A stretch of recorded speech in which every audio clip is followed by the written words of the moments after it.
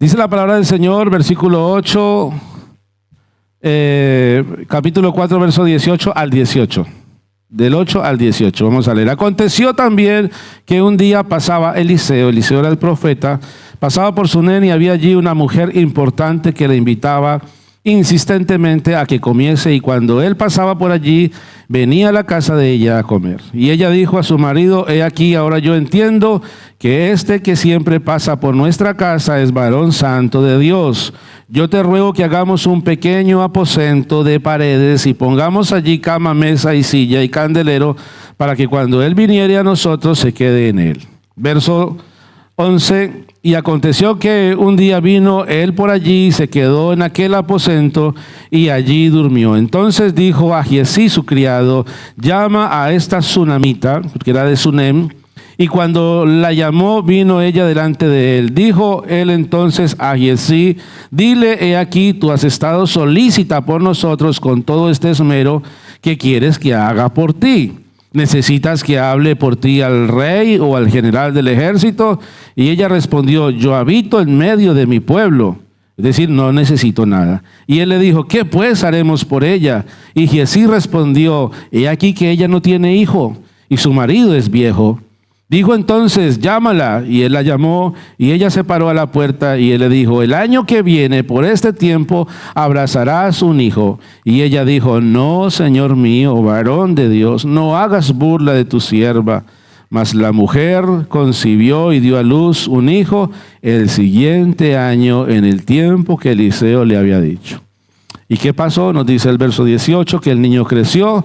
Pero aconteció que un día que vino a su padre, que estaba con los segadores, y dijo a su padre: ¡ay, mi cabeza, mi cabeza! Y el padre dijo a un criado: llévalo a su madre. Verso 20, y habiéndole él tomado y traído a su madre, estuvo sentado en sus rodillas hasta el mediodía y murió. Palabra de Dios. Oremos. Soberano Jesús, soberano Rey, en esta hora, Padre amado, invoco tu santo nombre una vez más sobre nosotros, sobre nuestros corazones, nuestras mentes, nuestros pensamientos, estar sincronizados, conectados con el Espíritu Santo, y que seas tú, Señor, en esta hora hablándonos conforme a nuestra necesidad, oh Dios. Obra y ministranos, Señor, en el corazón, en el nombre de Jesús. Amén y amén. Démosle una alabanza a Dios. Gloria a Jesús. Tomen asiento, amados hermanos. Sanando heridas. Amén. Es el tema de hoy. Y somos hombres de honor, forjadores de paz. Bueno, estamos celebrando la Semana del Caballero y ha sido una bendición los cultos que hemos tenido estos días. El jueves tuvimos un precioso culto, una hermosa enseñanza. Ayer también, gracias a Dios por la enseñanza que recibimos el día de ayer, y gracias a Dios por todos estos eventos que de tiempo en tiempo se realizan. Y yo le animo a que usted siempre procure que en estos eventos no se los pierda, sino que usted programe su agenda, y que de pronto algún otro día diga: no voy a ir por alguna razón al culto, pero que cuando hayan estos eventos usted diga: yo debo de estar ahí, porque habrá algo especial de parte de Dios para su vida. Los niños hoy en día, dicen algunos especialistas, que ya no tienen infancia. Es decir, comparándola con la infancia que tal vez nosotros tuvimos, donde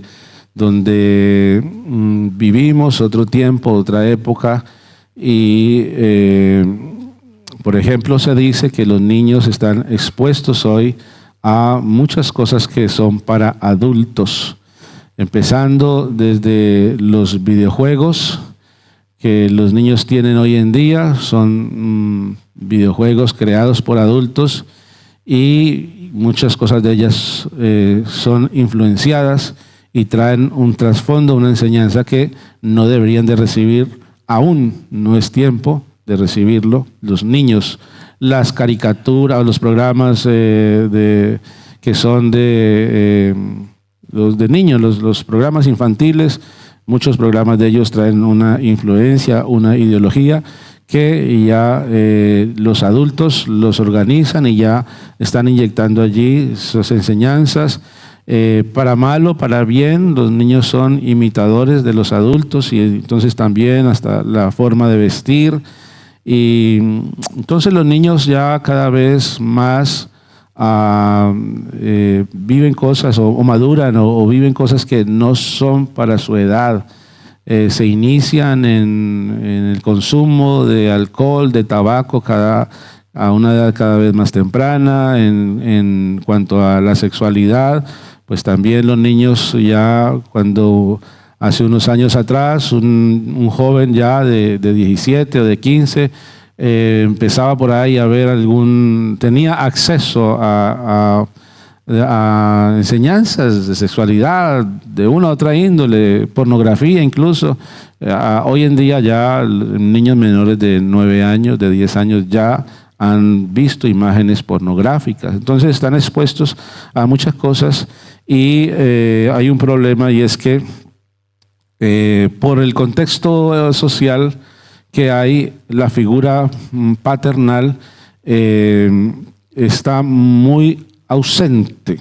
Se ha ido borrando esa figura paternal de la que nos habla la palabra de Dios.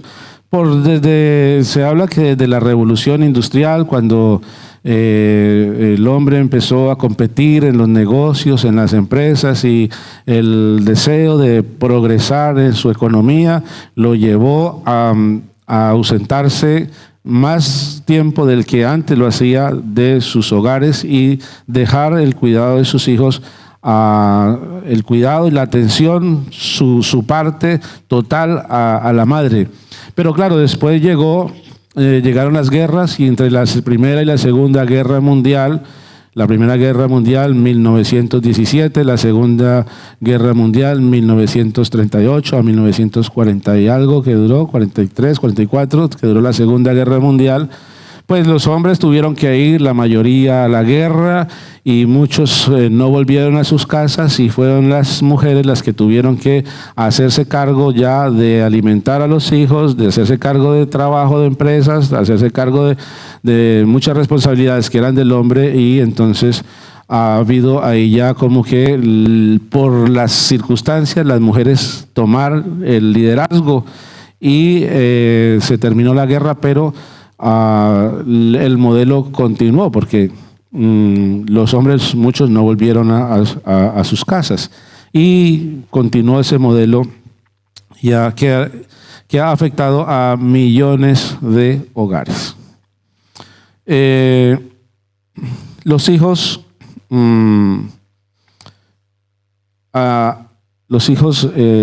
son de alguna manera afectados con toda esta situación y ve uno los resultados en la sociedad.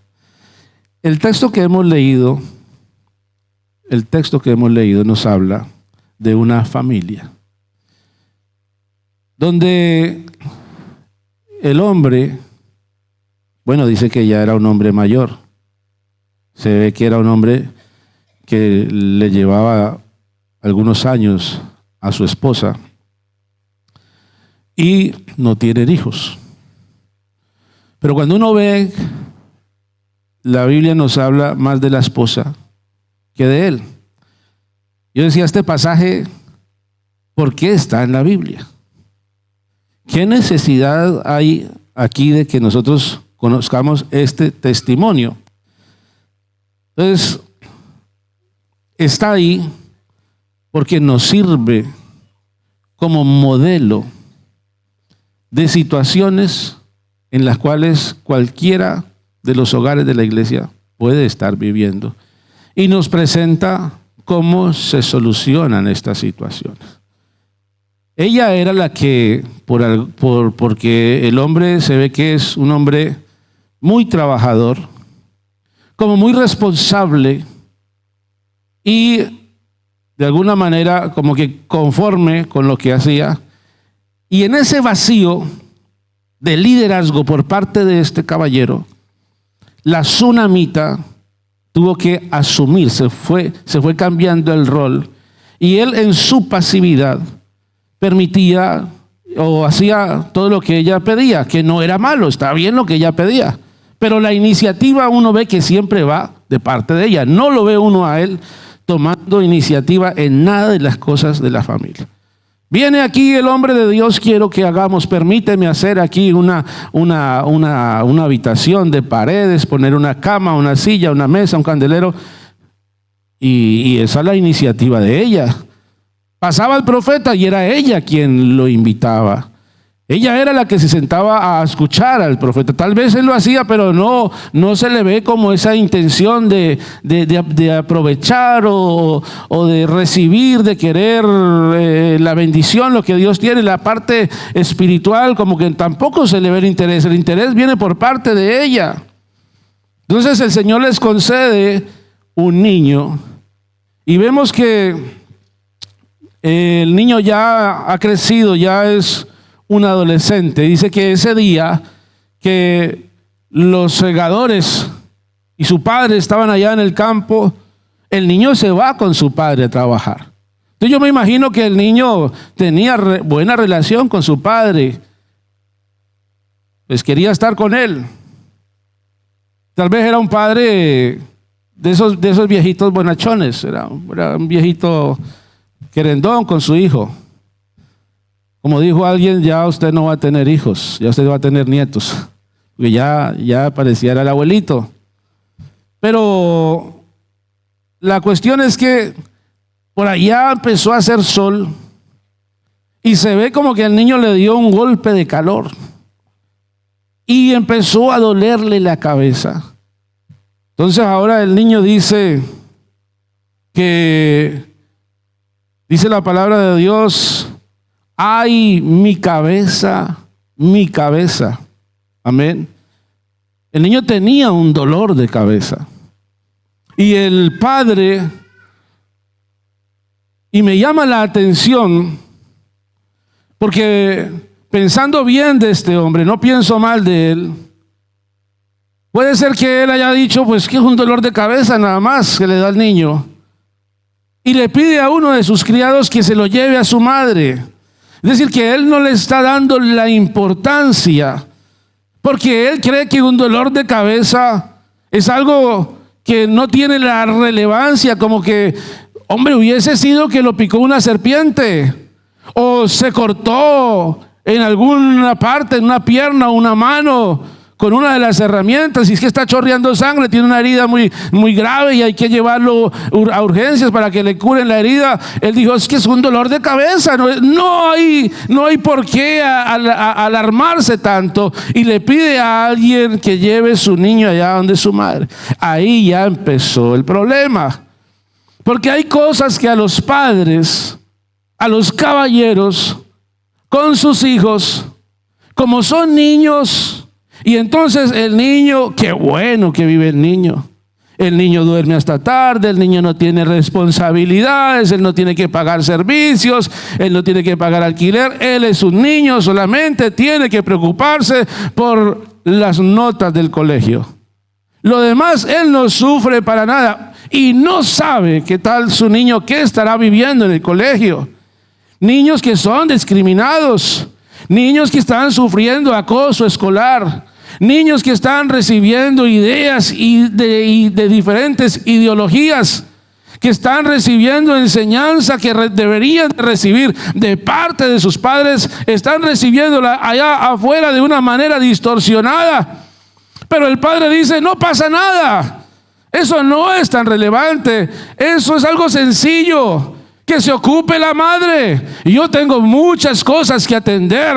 Tengo que atender los negocios. Yo tengo que responder por la casa. Y se ve que era una familia muy acomodada, porque la Biblia dice que la tsunamita no tenía ninguna necesidad. Ellos no tenían nada de necesidad. Tenían terrenos, tenían siervos. Y él dice, no, en estos momentos lo más importante, lo del niño no es importante en esta hora, porque no es de vida a muerte. Eso pensaba él. Pero entonces Dice la Biblia que él se quedó ocupado en el campo, no se preocupó por lo que tenía su hijo, pues estaba pensando que eso no era tan delicado, y lo envía a su madre con uno de sus criados. La Biblia dice que la madre lo tuvo y el niño estuvo en sus piernas. Allí estuvo, amén, dice la Escritura, en las rodillas de su madre hasta el mediodía, y murió. El niño muere de un dolor de cabeza. Y entonces la pregunta en esta mañana: ¿qué es lo que está haciendo o lo que está causando dolor de cabeza en nuestros hijos, niños, adolescentes o jóvenes? ¿Qué es lo que puede estar causando dolor en nuestros hijos? Y como no es una herida donde se vea la hinchazón o una llaga, o haya que llevarlo urgente al médico porque es que está chorreando sangre. Cuando lo vemos chorreando sangre, ahí sí, eso sí es grave. Pero como no se ve la herida, pues no debe ser ningún problema. La Biblia dice: padres, no exasperéis a vuestros hijos. Amén. Otro texto que dice: no provoquéis a ira a vuestros hijos. Amén. Entonces, hay cosas que a nuestros hijos les provoca dolor, y vamos a hacer una lista de ellos. Amén. Padres que contienda entre los padres.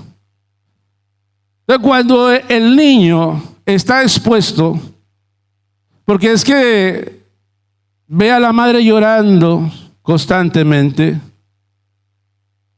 No, yo a la mamá nunca le he tocado un pelo. Yo a ella, pero es que el único maltrato no es físico. Es decir, el maltrato no es solamente físico. Hay diferentes tipos de maltrato. Hay maltrato verbal.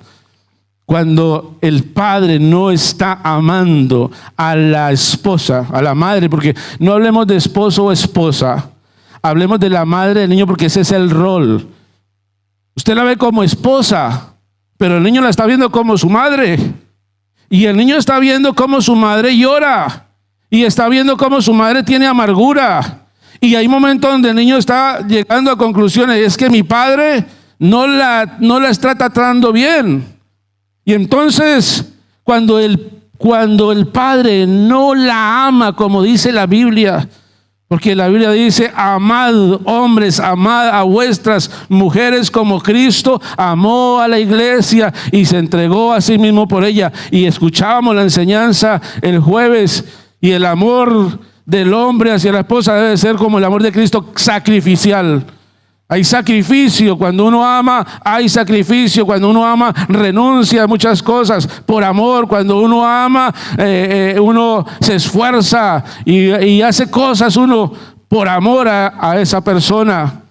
Entonces, cuando el hijo ve que hay este tipo de desavenencias en el hogar, y que a veces el padre es áspero, rudo, y que levanta la voz y que dice palabras fuertes que golpean el autoestima de la persona. Hay niños que en su infancia ellos no lo alcanzan a notar todavía, pero sí que se va reflejando en ellos, en su conducta. Y no se sabe por qué el niño tiene esa deficiencia de atención en el colegio, por qué le va mal en el colegio, por qué el niño es irascible en el colegio, por qué el niño le pega a otros niños.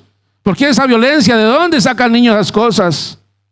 Y entonces hay que ver cómo está viviendo el niño en un hogar que está desestructurado, en un hogar que tiene dificultades en la convivencia. El niño está observando. Vea, el niño, para que el niño tenga una autoestima, una seguridad, es hermoso que los niños vean que sus padres se aman, que sus padres cuando hablan no se levantan la voz, no se insultan, que se dan picos delante de él, que vean que hay amor. ¿Qué hace que le duela a nuestros hijos? La cabeza. Padres iracundos. Hay padres iracundos que son violentos y confunden la disciplina con la violencia.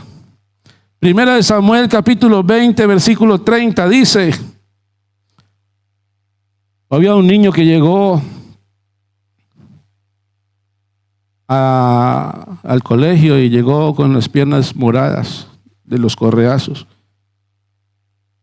¿Qué le pasó? No, estaba jugando ajedrez con mi papá y le gané una y otra vez. Padres competitivos, y se peleó con el niño y le pegó. Empezó jugando y terminó peleando. Igualarse con... Y esto no es un chiste. ¿Y qué causa? Y me leccioné jugando ajedrez. ¿Cómo así? Sí, le gané a mi papá. Entonces, dice la Biblia, se encendió la ira de Saúl contra Jonatán y le dijo: hijo de la perversa y rebelde, ¿acaso no sé yo que tú has elegido al hijo de Isaí para confusión tuya y para confusión de la... ¿Cómo le dijo? Insultó a su hijo: hijo de la perversa y rebelde, para vergüenza de tu madre, porque todo el tiempo que el hijo de Isaí viviere sobre la tierra, ni tú estarás firme, ni tu reino. Envía pues ahora y tráemelo, porque ha de morir. Y Jonatán respondió a Saúl su padre y le dijo: ¿por qué morirá? ¿Qué ha hecho él? Y Saúl le arrojó una lanza para herirlo. Usted imagínese, amado hermano, a su hijo sacar una lanza y tirársela. Un hombre que no tenía dominio propio, igualarse, ponerse al nivel. Y hay padres que no miden la fuerza a la hora de castigar a sus hijos, y padres que con la mano abierta le golpean el rostro de su hijo, y otros que con la mano cerrada han golpeado a sus hijos, que con un palo, que con lo que encuentran a la mano le dan a sus hijos y le dejan marcas en el cuerpo a sus hijos. Y dice la Biblia que le lanzó una lanza y quería herirlo.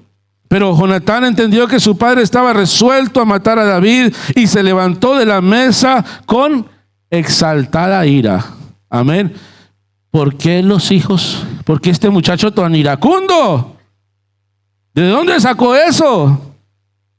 Porque lo estaba viendo tal vez en la figura de su casa y no comió pan. Vea, Jonatán se fue y dice que ni comió ni ese día ni el segundo día. Se levantó enfadado de la mesa. Su papá le tiró una lanza. Uy, hermano, eso es increíble. Eso no lo puedo yo entender, que eso suceda en una familia. No puede pensar eso, pero sucede, porque tenía dolor a causa de David, porque su padre le había ofendido. Amén. Hay algo que se llaman neuronas espejo, que los niños ven hacer a los adultos y ellos inmediatamente lo copian. Hay niños que tienen los gestos y este niño sí se parece, hasta camina como el papá. Y mire la cara y los gestos que hace, arruga la ceja igual que el papá. Y la risa, sí, y es que desde bebés, ellos ya están copiando gestos, están aprendiendo a gesticular. Entonces, hay una teoría que habla sobre familias esquizofrenizantes. Es decir, que un miembro de la familia que tenga esquizofrenia, que es un problema neuronal, otra persona que no tiene ningún problema neuronal puede contagiarse de ello, porque hay familias que son tóxicas.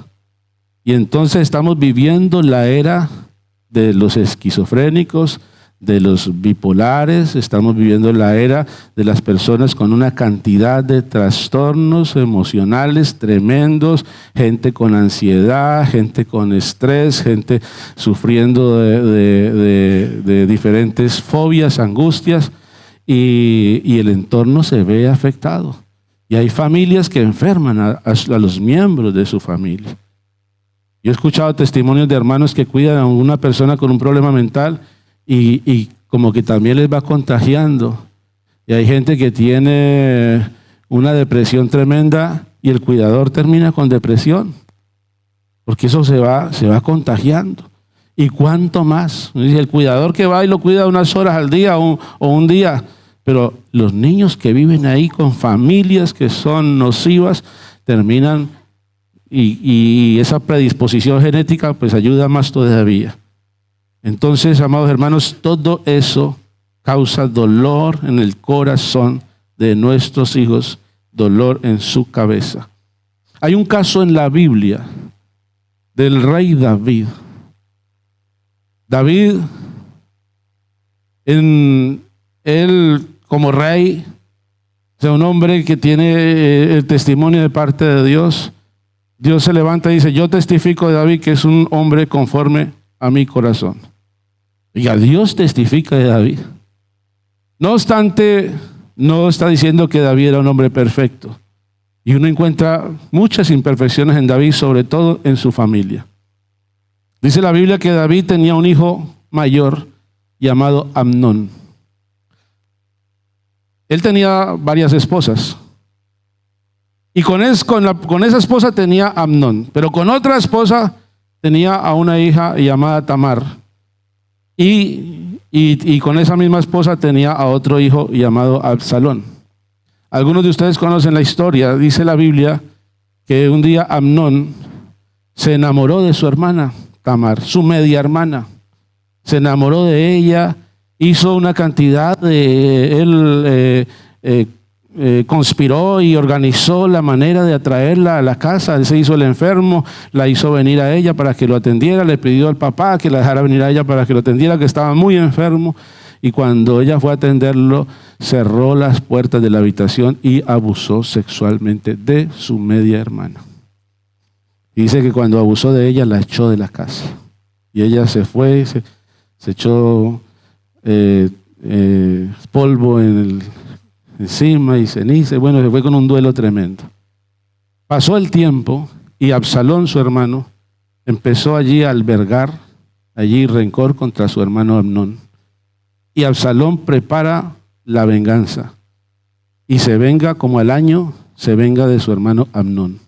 El hermano de Tamar se venga de su medio hermano, de su medio hermano. Absalón se venga de Amnón y lo asesina y huye y se va. Y luego pasan los años, como 5 años, y David lo vuelve a traer.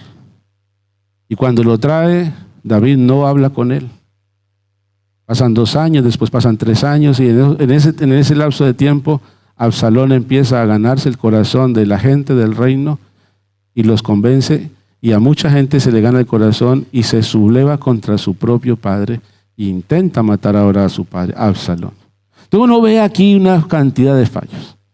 Hermano, cuando una persona es abusada sexualmente, necesita una cobertura. Cuando una persona es abusada, cuando un niño es abusado, yo les recomiendo, hermanos amados, no dejen a sus niños con cualquier persona. Estén muy pendientes del comportamiento de ellos cuando vienen del colegio. Porque uno no sabe, y a ellos hay que enseñarles, al niño hay que enseñarle que nadie te mire tu cuerpo. Tu cuerpo solamente lo mira tu padre y tu madre cuando te están duchando. Solamente los papás pueden mirarte tu cuerpo. Pero no dejes que nadie te mire tu cuerpo. No le des besos a nadie. A nadie le des besitos. Los besitos son para papá y para mamá aquí, en la mejilla. No es bueno darle besos a los niños, a los bebés, a sus hijos en la boca, porque hay una cantidad de sensaciones en los labios y se crean cosas. No es sano. Hay padres que lo hacen.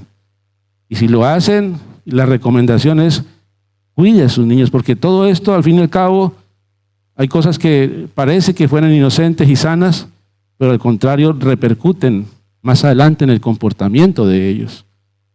Cuide con quién los deja, con quién no es que lo voy a dejar con un primito. El primito es mayor, cuídelo. No es que el primito es un angelito, usted no sabe si es un angelito el primito. No que mis hijos adolescentes, Dios no le ha dado angelitos a usted. Entonces, hay que cuidar a los niños. ¿Dónde están? No es que se fue para una empillamada, lo voy a dejar a una empillamada, ir a una empillamada. Hermanos, desde aquí yo les digo, no permitan que sus hijos se queden en casas ajenas, a no ser que sea extremadamente necesario. No que mis hijos son buenos, ellos van a portar bien. Sí, son buenos. Yo no digo que no, pero son humanos. Y hay aquí algo que se llama el sistema prefrontal del cerebro que todavía no está desarrollado y hay cosas que ellos no saben poner límites. La Biblia dice, huid de las pasiones juveniles. Hermano, yo no estoy de acuerdo, lo reitero, no estoy de acuerdo con empillamadas. Que los jóvenes, los adolescentes, en casa con los papás. Esas cosas es abrir puertas y hay que cuidar a nuestros hijos. Sí, ellos hay que darles cierta libertad y cierta confianza porque eso es otra cosa que los enferma a ellos y que les hace doler la cabeza. Padres controladores, pero ahora voy para allá. La cuestión con Tamar era que lo primero que tenía que hacer David con Tamar era asegurarle, porque cuando una persona es abusada, lo que hay que hacer es asegurarle su bienestar, su seguridad, donde no vaya a seguir sufriendo el mismo abuso. Cuando uno sabe que una persona es abusada, hay que inmediatamente darle una cobertura y una seguridad, que sienta que está seguro en el lugar donde usted lo tiene. En segundo lugar, lo que hay que hacer es denunciar al abusador. Porque cuando se denuncia al abusador, la persona que ha sufrido está sintiéndose dignificada y le ayuda a su autoestima, porque está diciendo, soy valorado, soy valorada, me aman y me están defendiendo. Pero muchas familias lo que hacen es, no digamos nada porque es que es el tío. Y no podemos decir nada porque se daña el honor de la familia. No, señor, sea tío, sea lo que sea, hay que denunciar porque es un sinvergüenza que ha abusado. Si alguien abusa de otro, hay que denunciarlo. Pase lo que pase, porque hay que ayudar a la víctima en ese momento. Y en tercer lugar, a la víctima hay que darle una cobertura para que pueda superar el trauma, haciéndole ver que lo que ha pasado es algo, o es un infortunio, es un dolor lo que está sufriendo, pero aquí estamos contigo y Dios te va a ayudar y Dios te va a restaurar y ayudarle a restaurarse. Y de alguna manera, estos días hablaba con alguien y me decía, uy, no, todo lo que sufrí en manos de ese hombre, lo que sufrí. Y después me decía, no, es que tengo una prima que fue abusada como por 70 paramilitares. Y decía, ahora entiendo que lo de ella fue peor que lo mío. Siempre hay que pensar que hay alguien que está peor que uno. Doloroso, pero es así. Entonces David no hace nada.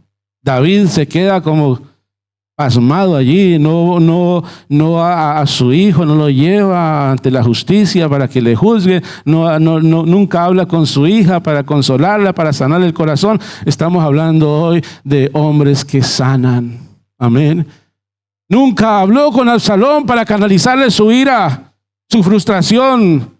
Nunca le dijo, porque necesitaba toda la familia, necesitaba que el padre lo reuniera y que les diera alguna explicación, que les pidiera perdón y que hiciera y que pusiera elementos allá a funcionar para que las cosas empezaran a hacerse justicia y cuidar a su familia.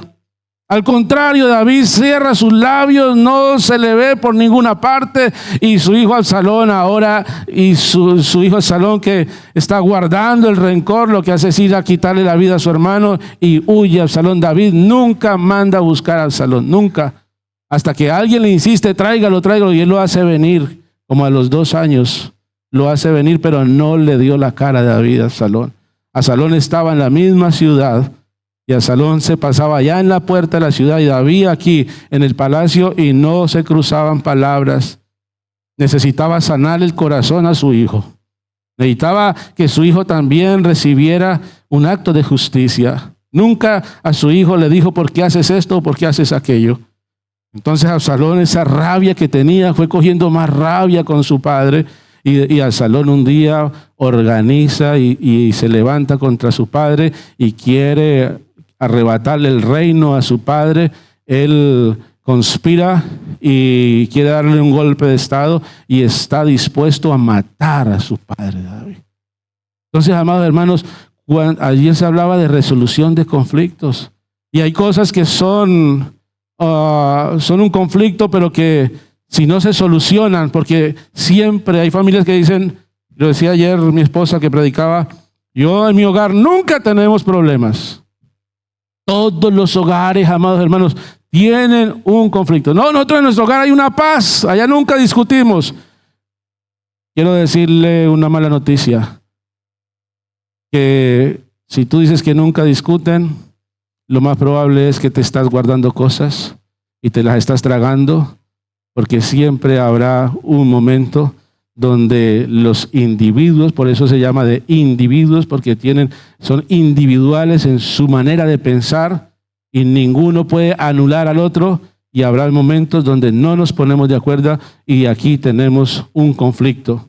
Y el problema es que se callan las familias, no dicen nada y al final el conflicto escala ahora a convertirse en un tremendo problema, porque cada vez eso sale con más fuerza. Las cosas, si no se hablan al principio, si no se buscan soluciones al principio, después salen con más fuerza, con más virulencia, con más poder y hacen muchísimo más daño. Y eso es lo que le pasó a David. Y entonces encontramos otra razón por la que nuestros hijos se enferman de dolor, y es que hay padres que son controladores y juzgan a sus hijos sin conocer las circunstancias. Y se les juzga apresuradamente, se piensa mal de ellos, sin pensar qué es lo que están viviendo nuestros hijos, qué situación, cuál es el contexto de su vida, cuál es el problema que puede tener, por qué esa reacción. ¿Por qué está reaccionando así? No, rápido vamos a castigarle, porque es que esa no es la actitud. Esa no es la manera que debe de comportarse. Toma la bofetada, toma el castigo. Y no se le da tiempo ni de hablar, porque es que como aquí yo soy la autoridad. Y aquí el que manda soy yo. Y aquí el que habla más duro soy yo. Usted, cállese. Y le reprime. Le reprime, y entonces él allá va guardando. Y si él le habla y si él se quiere expresar, entonces el castigo será más violento. Entonces más bien el muchacho dice, oye, mejor me quedo callado. Quiero cumplir los 18 y me largo a esta casa. Me voy de aquí. Injusticia. ¿Ves cosas injustas? Vea, ¿sabe que el Salmo 85, versículo 10? Dice, la misericordia y la verdad se encontraron, la misericordia y la verdad se encontraron. La justicia y la paz se besaron. La verdad brotará de la tierra y la justicia mirará desde los cielos. No se puede hacer justicia sin misericordia. La verdad brotará. Es decir, esto dice, la misericordia y la verdad se encontraron. Entonces, ¿qué quiere decir esto? Que la justicia quería hacer justicia. Y la justicia estaba haciendo justicia. Porque se quería hacer misericordia, pero no se analizaba el contexto. Mire, hermanos, usted imagínese una balanza. Y usted tiene que hacer justicia, porque el símbolo de la justicia es una balanza, ¿verdad? Y entonces en la balanza ponga la justicia. Tengo que juzgarle porque ha hecho mal. Pero en el otro lado de la balanza ponga la misericordia. Porque tengo que ser compasivo también. Entonces tengo la balanza y la balanza lo que hace es equilibrarse. Juicio, misericordia. Entonces, ¿cómo hago? ¿Cómo hago? ¿Cómo le puedo corregir? La verdad inclinará la balanza. Por eso dice el texto, la misericordia y la verdad se encontraron. Lo que inclina la balanza hacia un lado o hacia el otro es la verdad. Es decir, que antes de castigar, antes de poner usted tanta atención a la conducta, analice qué es lo que hay en el corazón. ¿Cuál es la razón? ¿Por qué? ¿Cuál puede ser la intención que tenga el muchacho? Esto es un común denominador en él, es muy repetitivo. Entonces, si esto se está ya como un patrón ya de conducta, entonces acá yo tengo que ya aplicar una justicia, una corrección. Pero si es que lo hizo apenas la primera vez, y es que necesitamos es escucharle a los hijos. Hoy en día, anteriormente los padres no dejaban y le pegaban a uno por todo y por nada y por si acaso. Toma, porque no he hecho nada, no, pero por si acaso. Y toma. No, hermano, los muchachos hoy en día no, ellos hay que escucharlos, hay que atenderles. Ellos hoy en día, y más acá en este país, los muchachos son educados con una mente crítica. Ellos cuestionan las cosas, ellos analizan las cosas. Y está bien que la gente no come entero, pero uno tiene que canalizarle a ellos todas estas sensaciones. Gloria al Señor Jesús. Una doble vida espiritual de sus padres hace que sus hijos tengan dolor. Cuando el padre en la iglesia es uno y en la casa es otro.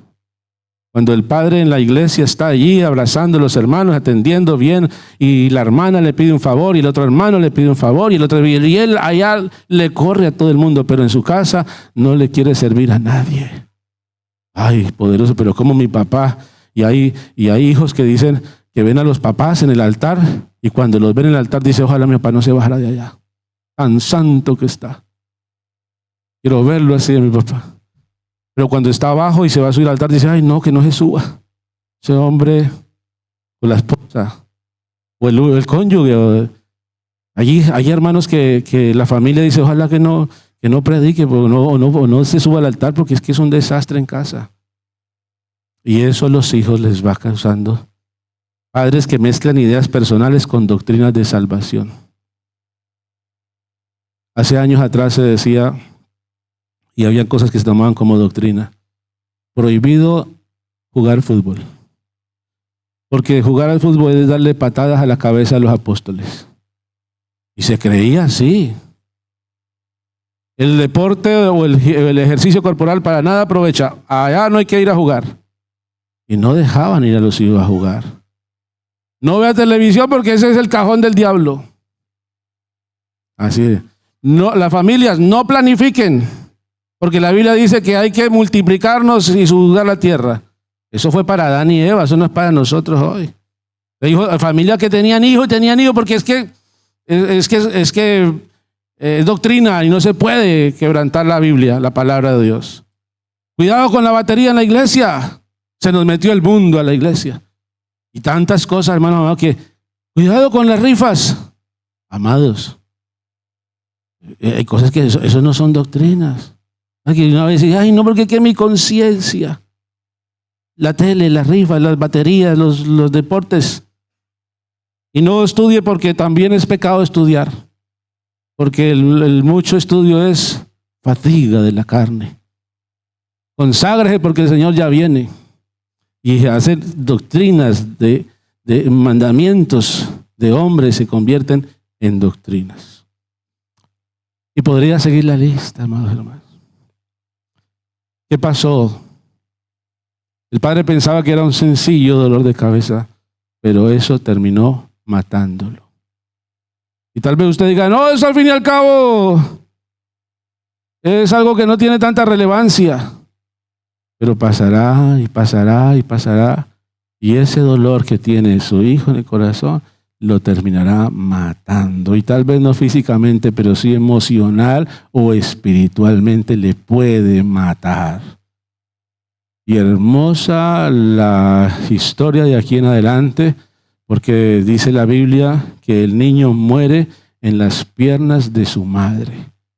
Y esta madre coge al niño y se lo lleva y lo pone allá en la cama del profeta, allá en la habitación que le habían hecho al profeta, y lo deja allá. Y ahora ella le dice a su esposo: prepáreme un asna y deme un criado para que me acompañe, que voy a ir a ver al profeta. ¿Y usted qué hace por allá? Él pensaba que el niño estaba, ¿dónde estará el niño? Y si no estaba por aquí es porque estará durmiendo. Seguro el dolor de cabeza lo tiene allá, lo hizo desmayarse, está allá. La mamá no le dijo que había nada. Es que, ¿para qué le digo a este hombre que este hombre no va a solucionar nada? Déjeme que me voy para ver al profeta. ¿Pero a qué voy por allá si hoy no es luna nueva ni es día de reposo? Paz, le dijo ella. Como quien dice, déjeme en paz. Déjeme tranquilo, no está solucionando nada. Amados hermanos, como caballero le digo a usted, como caballero, de caballero a caballero, tenemos que, no podemos ser reactivos. Tenemos que ser proactivos antes de que sucedan las cosas, hermano. Estar atentos, sensibles a las circunstancias, a lo que pueda pasar y ya tener los recursos, adelantarnos a las situaciones. No cuando ya pasó, a ver qué podemos, cómo lo solucionamos. Cuando ya pasó, antes y cuando las cosas pasan, entonces yo me hago cargo de la situación y yo saco la cara, porque aquí el que defiende la familia soy yo. Yo soy el hombre, yo soy el que pongo la cara por la familia. Yo defiendo a mis hijos y defiendo a mi esposa, y no tiene ella que salir a solucionar los problemas, porque para eso me tiene a mí. Uy, gracias, amor, por ese amén. No sé cuántas hermanas dicen amén. Ayúdeme, amada. ¿Y cuántos caballeros dicen amén? Que el Señor nos ayude, amados caballeros, porque estas enseñanzas son para edificación nuestra, para mejorar. Porque a veces hacemos las cosas y no las hacemos bien, pero no es por maldad en el corazón, es porque hay ignorancia y no nos lo enseñaron, nadie nos lo enseñó. No tuvimos un mentor, alguien que nos dijera: no es así. Pero hoy tenemos al mejor mentor del universo, a Jesucristo. Aleluya. Y entonces, amor, regálame 15 minuticos más. Dice la Biblia que ella se fue. Y cuando ella se fue, caminó 40 kilómetros. Y cuando ella llega allá, a esos 40 kilómetros, allá el profeta dice: ay, allá viene la tsunamita. Se lo dice a su criado Giezi. Le dice: anda, pregúntale si le va bien al esposo, al hijo y al marido. Y Giezi se va y se encuentra con ella y le pregunta: ¿todo bien? ¿Está bien su esposo, su hijo? Y ella le dice: sí, todo está bien. Y se va para donde el profeta, como quien dice: usted no me lo va a poder solucionar. Yo tengo que hablar con el profeta, es tipo del Espíritu Santo. A veces uno de pastor le pregunta a los hermanos: ¿está bien? Uy, hermano, tengo un problema, y le dejo ahí el problema: pastor, ore por mí. Y el pastor allá orando y él allá roncando, jugando a la Play. Mano, usted ya es un hombre adulto que hace jugando a la Play. ¿Qué hace usted con tanto tiempo en esas redes, en esos móviles? Hombre, pastor, es que mi esposo se la pasa jugando a la Play. ¿Y cuántos años tiene su esposo? 30. ¿Todavía? No, hermano, por favor, hay otras cosas. Madure. Entonces ella dice: no, esto no me lo puede solucionar el pastor. Muy bueno el pastor, tiene muy buena intención, es un siervo del Señor, pero yo voy a ir a hablar no con el siervo, voy a ir a hablar con el jefe. Voy a ir a hablar con él, porque él es el que me solucionará. Él me dirá algo, él me dirá sí o no, o espérate, pero al fin y al cabo será una respuesta no del pastor, sino de Dios. Porque yo dependo de Él, aleluya. Gloria al Señor. Y ella se va y llega allá y se echa a los pies, porque eso es lo que hay que hacer, humillarse cuando hay un problema con los hijos y el hijo ya está muerto y ya no hay nada que hacer. No, hermano amado, hay esperanza con nuestros hijos. Esa relación que está allí tensa, esa relación que ya está perdida, ya se fue de la casa y ya no hay cómo solucionarlo. Y hablaba con un hermano el otro día y me decía, hermano, es que mi nieto fue a la casa porque es que le saqué un cuchillo. Un anciano, estaba recién bautizadito y todavía estaba ya aprendiendo. Por ahí tuvo un momento de ira ahí. Y el nieto estaba haciendo algo indebido en el cuarto con una muchacha y él llegó y hasta cuchillo le sacó. Yo no tenía la intención, quería asustarlo, pero dañaste el testimonio, hermano. Pero después le pidió perdón. Después lo solucionó. ¿Y eso hacen los hermanos bautizados? Yo pensé que aquí eran santos todos. Eso no es un común. Como lo hizo allá el hermano, pues yo también lo no. Son cosas que en algún momento alguien que está creciendo, que está empezando las cosas. Pero es que yo pensé desde que se bautizaba ya. No. No le vuelva a decir a su hijo que está recién bautizado. ¿Y usted para qué va a la iglesia y sigue igual? Deje lo que está empezando, que eso es un proceso. No vaya a la iglesia que usted llega igual. Y entonces ella se echa a los pies del profeta. Yo le pedí un hijo. Yo no le pedí hijo. Yo le dije que no se burlara de mí. Y él ve el dolor de esa madre y dice, me voy. Él le dice, ya fue el siervo. No, vive Jehová que yo de aquí no me voy si usted no viene conmigo. Decidida. Voy a hacer 3 días de ayuno. Y ahí no me levanto, como cuando el hermano que no había recibido el Espíritu Santo dijo, no he recibido el Espíritu Santo y me voy a quedar en la iglesia. Y le dijo a su familia, tráigame en ropa y productos de limpieza porque no me voy a ir de la iglesia hasta que no reciba el Espíritu Santo. Aquí dormiré, aquí me ducharé, voy a ayunar y aquí me quedo hasta que reciba el Espíritu Santo. Y recibió a los 3 días, recibió el Espíritu Santo. La determinación que Dios viene con. Ese no es el modelo. Ahora yo también lo voy a hacer. Es la determinación que Dios ve en el corazón. No es el acto en sí, es lo que hay en el corazón. Y entonces ahora él va y llega con ella 40 kilómetros hora de regreso. Llega con ella allá a la casa. Y dice la Biblia que él entró al cuarto, cerró la puerta. Y el Señor dice, cuando ores a tu padre, entra a tu cuarto y cierra la puerta. Y ora a tu padre y tu padre que te ve en los secretos te recompensará en público. Ve, hermano, dice que se tendió Eliseo sobre el niño. Y puso sus ojos sobre el niño, puso sus labios sobre los labios del niño, su corazón, todo su cuerpo lo puso sobre. ¿Sabe qué está diciéndome eso? Que usted tiene que llevar a su niño allá a ponerlo frente al Espíritu. Porque Eliseo es tipo del Espíritu. Póngalo frente a Dios. ¿Cómo soluciono yo el problema con mi hijo? Llévelo a su hijo. Pídale perdón. Empiece por pedirle perdón. Hijo, perdona. Por ignorancia. La dureza. Es mejor, y eso lo honra más, de hablar con él. No he sido el cristiano que debería ser. Tenía que haber actuado de otra manera, pero así sucedieron las cosas. Solamente quiero que me perdones. Solamente con eso lo deja ya listo para que el corazón empiece allá a tener cambio. Perdóneme, hijo, por no haberle dado el testimonio que tenía que darle. Perdóneme por no haberle hablado de la palabra de Dios. Y empiece después a hablarle a su hijo. Háblele de... Porque no piense que hoy en día dicen, no, a los hijos no les diga nada, porque ellos antes hay que aumentar el autoestima, entonces hay que decirle que todo lo que hacen está bien. Hijo, tú necesitas pedirle perdón a Dios. Tú necesitas, porque el Señor, lo que decía, hermano, nuestros hijos pueden ser buenos, pero no son angelitos. Y tienen sus luchas también. Hay que decirles, tú tienes que entregarte a Dios. Pídele perdón a Dios. Él trazó un plan para salvarte a ti.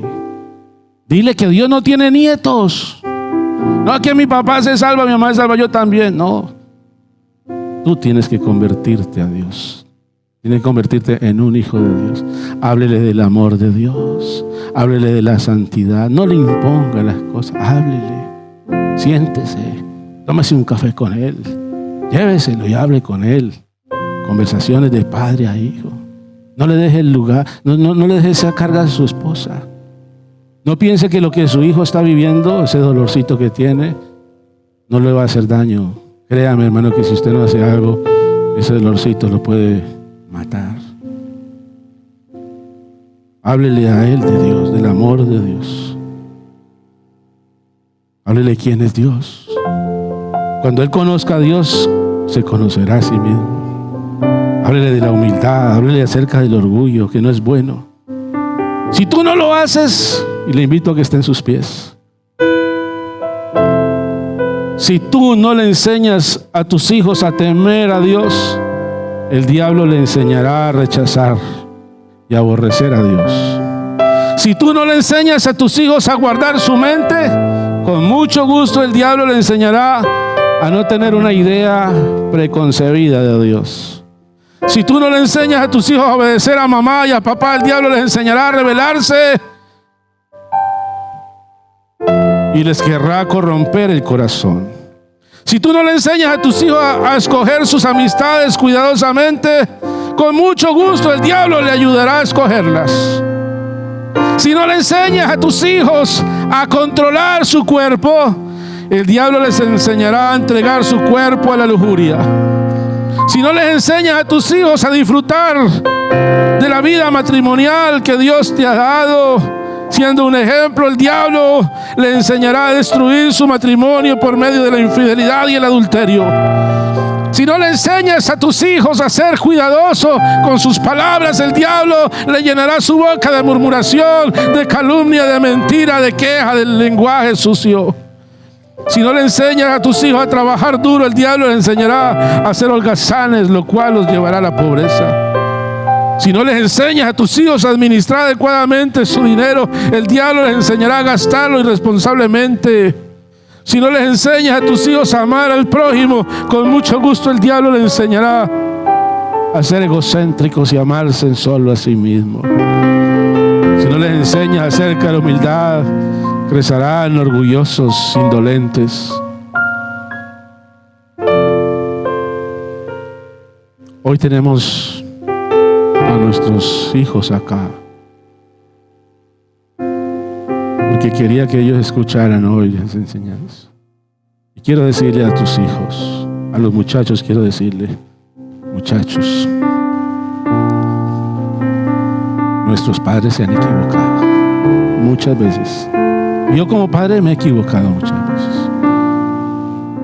En alguna ocasión he castigado a un hijo y he dicho, no, él tenía que hacerlo así. Hay que empezar por reconocer. Y nuestros padres se equivocaron en algún momento dado. Yo un día tuve que hablar con mi padre, ya yo siendo pastor y él acompañándome a la iglesia donde yo administraba, y tuve que decirle, papá, yo te perdono, porque sé que lo que hiciste, tus errores, lo hiciste sin mala intención, lo hiciste porque ignorabas, eres ignorante de cómo se tenían que hacer las cosas. Y cuando uno como hijo perdona, se libera y los libera a ellos. Y una hermana me decía, tuve 13 años de bautizada y no recibía el Espíritu Santo. Y un día entendí que tenía un rencor contra mi padre por sus infidelidades contra mi madre. Y lo invité a comer un día a casa. Y le hice una comida a mi padre anciano ya. Y cuando terminamos de comer, le dijo, papá, yo quiero que me perdones por el rencor, la ira que he tenido durante todos estos años, porque tú hiciste esto, y yo te he guardado el rencor. Y quiero que sepas que yo te perdono eso, pero quiero que me perdones también. La reconciliación, una mujer de casi 60 años pidiéndole perdón a su padre de casi 90. Me decía, pastor, a la semana siguiente recibí el Espíritu Santo. Toma a su hijo de la mano. Si no está su hijo aquí, cierre sus ojos y piense en él en esta hora. Y vamos a orar en el nombre de Jesús. Y si alguien quiere venir a este altar y entregarle a Dios eso que está sintiendo usted ahora, venga. Porque los padres, yo decía algo estos días, yo decía, ¿cuánta sabiduría hay en la iglesia? Porque Dios te ha dado sabiduría. Tú no eres el mismo hoy que cuando te entregaste a Cristo. Tú tienes una sabiduría especial. Tienes mucha sabiduría.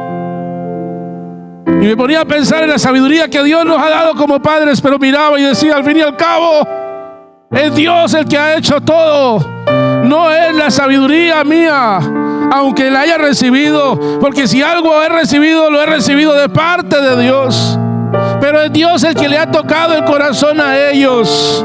Es Dios el que ha tratado con ellos. Es Dios el que los ha cuidado. Es Dios el que les ha puesto el sentir de buscarle, de entregarse, de amar también. Dios ha hecho todo, aparejado los momentos.